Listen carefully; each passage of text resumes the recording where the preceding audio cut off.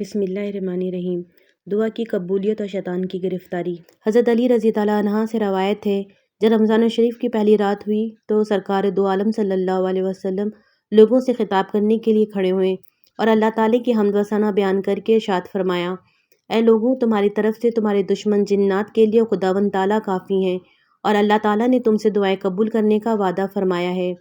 چنانچہ کلام پاک میں ارشاد ہے، ادعونی استجب لکم، مجھ سے دعائیں مانگو، میں تمہاری دعائیں قبول کروں گا۔ خوب سن لو، خداوند قدوس نے ہر سرکش شیطان پر 7 فرشتے نگرانی کے لیے مقرر فرما دیتے ہیں، لہٰذا اب وہ ماہ رمضان گزرنے تک چھٹنے والے نہیں ہیں۔ اور یہ بھی سن لو، رمضان شریف کی پہلی رات سے آخری رات تک کے لیے آسمان کے دروازے کھلے ہوئے ہیں اور اس مہینے میں دعائیں قبول ہوتی ہیں۔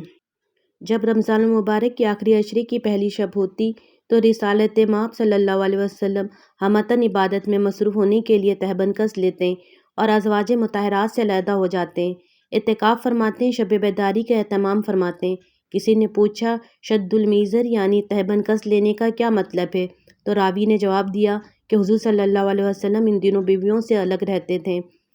اس ماہ کو اللہ پاک نے اپنی عبادت کے لیے خاص فرمایا ہے، جس کے لیے خصوصی انتظام بھی فرمایا ہے کہ بڑے بڑے شیطان جو عبادت سے روکتے یا ان میں خلل ڈالتے ہیں، انہیں اس ماہ میں بند کر دیا جاتا ہے تاکہ وہ مسلمانوں کی عبادتوں کو خراب نہ کرے یا ان کی ادائیگی میں رکاوٹ نہ ڈالیں۔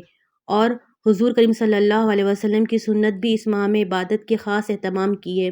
اس کے لیے اس ماہ میں ذکر و تلاوت اور دیگر عبادات کا زیادہ سے زیادہ اہتمام کرنا چاہیے اور دل و جان سے دعائیں کرنی چاہیے، کیونکہ ان کی قبولیت کا خاص وعدہ ہے۔